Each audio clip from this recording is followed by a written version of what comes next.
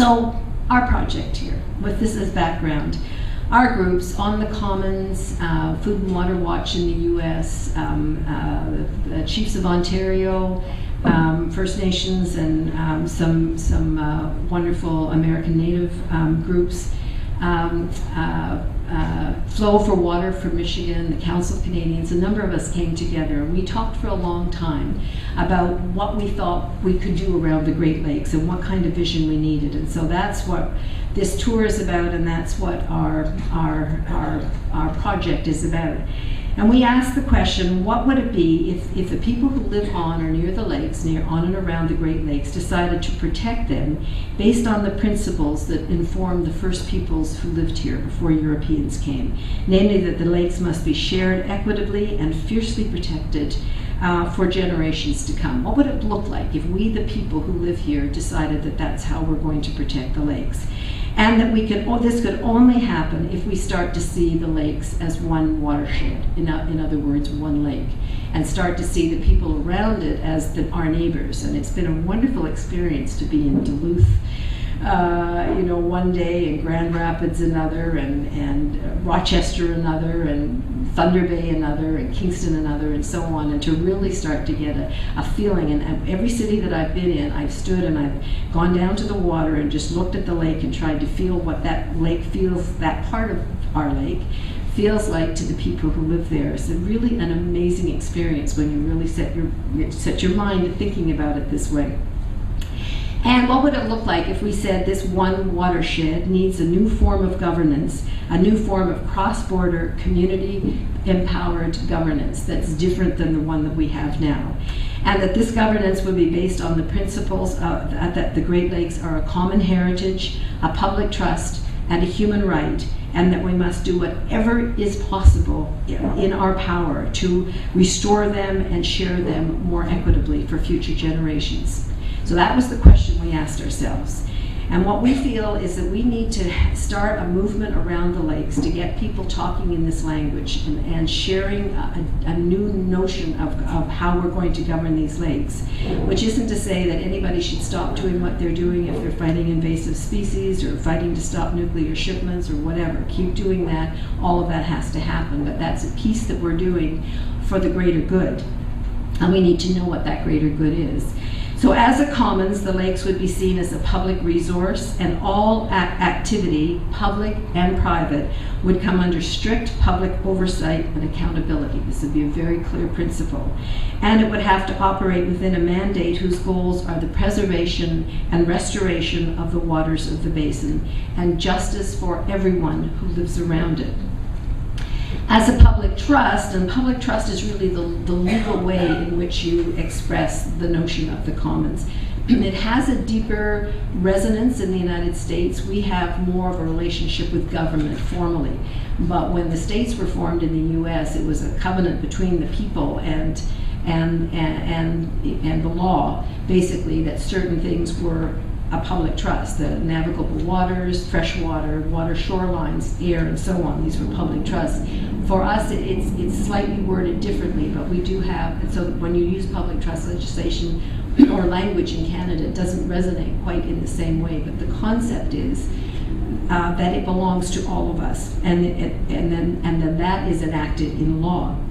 So as a public trust, this public resource would be protected in law for all time. We have, as I say now, we have public trust for the Great Lakes, more specifically on the U.S. side, but even there it's what I call an unconscious trust. In other words, people don't quite understand, and I do think for a lot of private sector owners who really want to own water and want to own the access to water, they actually see the public trust as an enemy. They openly fight us on this. Public trust law embraces the belief that the lakes must be equitably shared and carefully governed for the good of the whole community, and public trust waters are held by governments for the people, and they cannot be ceded to the private sector. And this is really, really important. The state of Vermont has wonderful groundwater. They have plentiful, good groundwater, but they had no public trust laws guiding it or guarding it. And they were finding that a lot of companies were coming in and abusing this water, particularly big bottled water companies, buying or renting some land and just putting bore wells down and starting to suck the water up. So they brought in, unanimously, they adopted a public trust law about 4 years ago now. And basically what it says is that in times of shortage, if there's any kind of problem, it's very clear that water for drinking water and people's daily needs, water for the ecosystem, and water for sustainable local food production take precedence over making money from this water. So over commercial interests and so on. So they very specifically spelled out what they mean by public trust. And I think we're going to come to a place and a time, and I hope soon, when we actually have priority access for water. We actually describe it. In my book, I just did a case study on Karnataka, which is a state in India, which they call the Silicon Valley of India. They're doing a whole bunch of work on computer chips, which are very water intensive. And they're building free trade zones, and they're privatizing water really fast, and they are forcibly displacing thousands and thousands of villages or villagers, and they have very, very little water. What are they doing? They're having to make a choice between supplying water to people who need it, water for food, water for life, water for drinking water for people, or water for economic development. And they are clearly making the choice for water for economic development. And they actually use language around, well, it's for the betterment of everybody. We develop, we become modern, we become, it's modern water, we become modern, and it will eventually be very good for everyone. It's the, this globalization will rise, all boats rise equally, which of course is not true. But we are already facing in parts of the world now these decisions about water going to people's lives and people's dignity and people's fundamental rights, and water going to this kind of development. So we need to spell out what we mean when we say public trust. As a human right, the people of Detroit and others would not be denied water from this lake. And First Nations people would not have to live with the poisoning of their part of the lake, like the Amjwan have to live with in Sarnia, where twice as many girl babies as boy babies are born, and that's been so for almost 2 decades now. And they're told it's got nothing to do with the refineries, the zone of refining around you. It's just a coincidence, nothing to do with anything else. They have rights now, not only under the right to water at the United Nations, but I would argue that we would want to use this kind of language to say that this public trust has been broken for them as well. We must further start talking about the inherent right of water to flow, to be healthy, to provide for other species. We're working with a group of people around the world. We've developed something called the Universal Declaration on the Rights of Mother Earth. We believe that we have to start talking about how we can make our human laws compatible with the laws of nature. What would it look like if the Gulf of Mexico could sue British Petroleum, or the Athabasca River could sue all the energy companies and the Harper government and everybody else that I would like to put on a little list. What would it look like if nature had any protections? Because as it stands now, mostly nature's protection is only if there are property. If you can show that your property, your water, your land, your air, whatever that belongs to you was affected, then you might be able to seek redress. So we really have to think beyond the way, even beyond public trust. Public trust still involves us and our equitable access to this thing, but we need to think about the rights of water as well. And we need to build a common narrative, common goals, and a basin-wide consistent laws, definitions, and regulations to protect and expand this concept of the public trust and the commons around the lakes. And we have to insist, I believe, in the supremacy of this model over the current failing one. Now, where this is being done is in Europe. Now, Europe's got the good and bad happening in it. It's got this austerity, and I just read an article yesterday that the neoliberal model has moved from the US to Europe. It's sort of jumped the pond and is just entrenched there. And so there are dueling visions in Europe. But they did do something very important in 2000, and that is that they came to a European-wide agreement to protect their watersheds on a watershed basis. Because in Europe, most of the lakes and watersheds and the aquifers and rivers and so on cross at least one political boundary, often many. And they've come together to build these citizen and elected representative councils that are protecting and restoring these lakes. And there's been some miracles. Constance Lake, which was just considered dead, like Lake Winnipeg, a number of decades ago, is so clean that somebody asked earlier about putting your cup in the lake. We actually did that. They said to me, you can trust it, you can put your cup in and drink it. And this is a lake surrounded by people. So, you know, if you have the laws, if you mean it.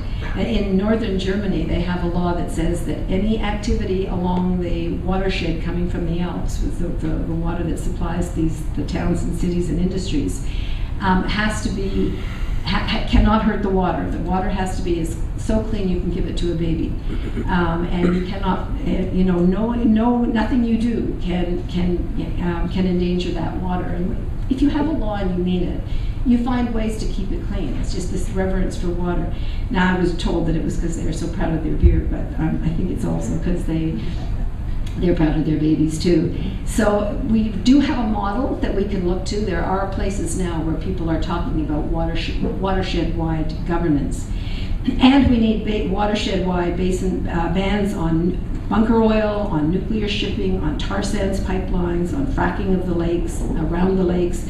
Water exports, we have to close the loopholes in the compact, and I would even say access of deep ocean-going vessels to the lakes, because they're continuing to dump their ballast, and we're continuing to fight the invasive species issue. And really strict rules on toxic dumping, industrial farms, sewage waste, groundwater protection. I love quoting Martin Luther King, who said, legislation may not change the heart, but it will restrain the heartless, which I think is a wonderful phrase. Eventually, I have this dream that we will see the President of the United States and a different Prime Minister of Canada, and governors of the U.S. states and the premiers of the two Canadian states, and municipal and First Nations and civil society representatives around a table signing a treaty that this beautiful place, this beautiful basin is a protected bioregion. Maybe we could call it a binational park. I mean, the concepts are huge if we just dream big enough. But that we, you know, we the people of North America will come together to protect these lakes. But right now, I don't think that that's likely to happen. So our starting point is in the cities, towns, villages, and hamlets, and farms that ring these Great Lakes, and with the people who live on them and love them.